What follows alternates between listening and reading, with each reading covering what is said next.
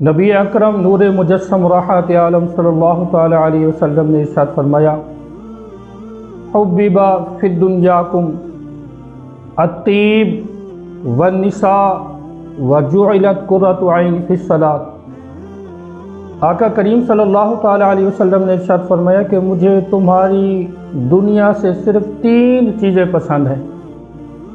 Number 1 खुशबू, number 2 मनकूहा औरतें, और number 3 मेरी आँखों की ठंडक नमाज के अंदर रखी गई है। हज़रात गिरामी ज़रा गौर करें, आका करीम सल्लल्लाहु अलैहि वसल्लम नमाज को अपनी आँखों की ठंडक बता रहे हैं।